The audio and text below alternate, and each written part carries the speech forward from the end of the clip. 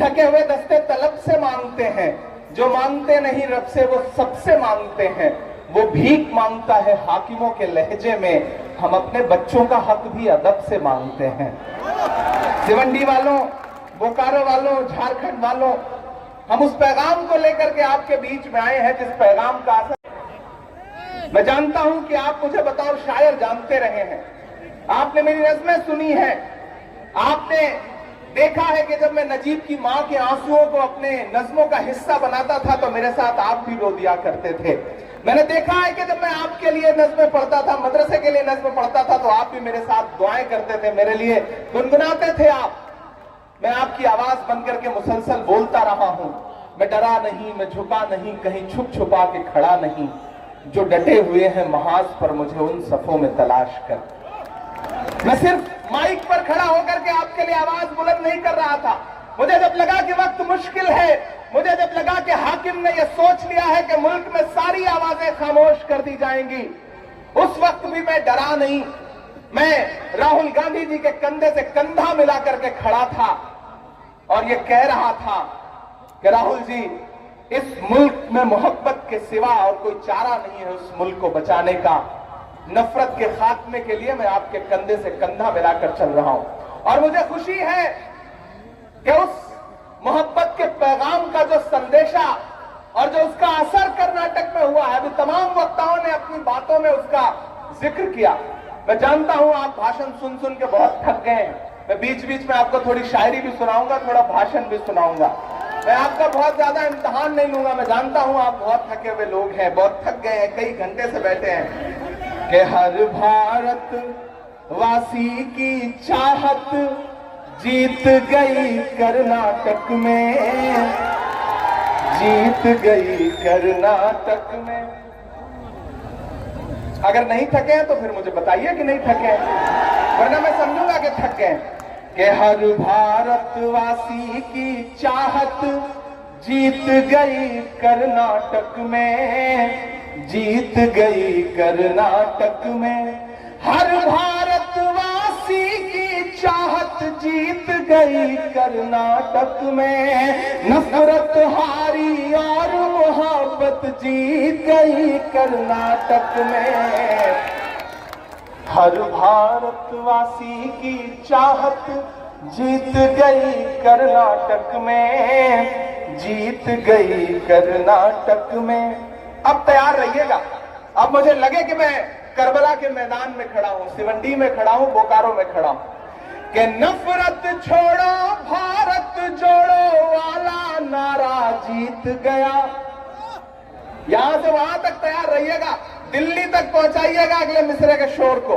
कि नफरत छोड़ो भारत जोड़ो वाला नारा जीत गया।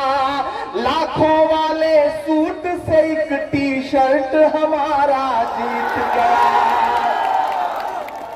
कि नफरत छोड़ो भारत जोड़ो वाला नारा जीत गया। लाखों वाले सूट से एक टी शर्ट हमारा जीत गया। एक तपस्वी सच का दामन थाम अकेले निकला था। सब झूठों की हार हुई और एक बंजारा जीत गया। उसकी जिद और उसकी बगावत जीत गई कर्नाटक में। नफरत हारी और मोहब्बत जीत गई कर्नाटक में। हर भारत वासी की चाहत जीत गई कर्नाटक में, जीत गई कर्नाटक में। पूरी भाजपा परेशान है कि हार कैसे गए, सब कुछ तो सेट था, हार कैसे गए। सारे नारे भी लगा लिए, प्रधानमंत्री जी ने भी सारे तिकड़म कर लिए, रोड शो भी कर लिए, फिर कैसे हार गए। हम बताते हैं आप कैसे हार गए भाजपा वालों। कि धर्म जाति से उठकर सब इंसान हमारे साथ रहे।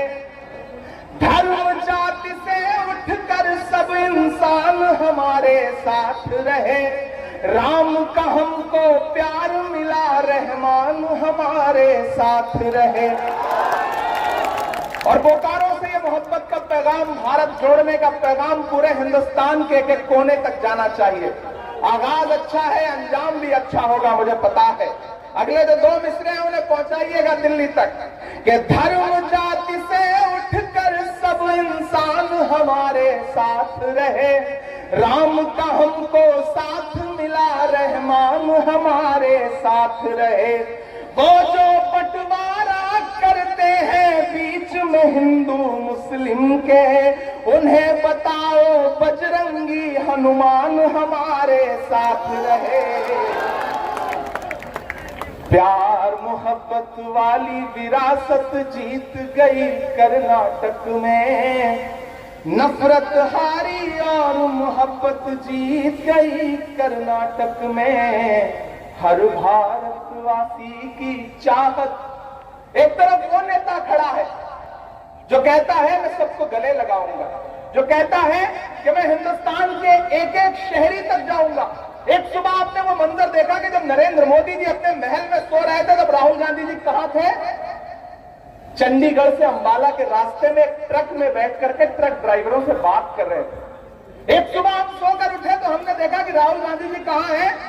दिल्ली के मुखर्जी नगर में जाकर के यूपीएससी की आईएएस आईपीएस की तैयारी करने वाले बच्चों के बीच में बैठ के उनसे बात कर रहे हैं। एक सुबह तो हमने ये देखा कि वो भारतीय जनता पार्टी जो सोचती है कि किसी के सर पे छत नहीं रहने देंगे, उनका नफरत का एक बुलडोजर है जो तैयार है लोगों का घर उजाड़ने के लिए।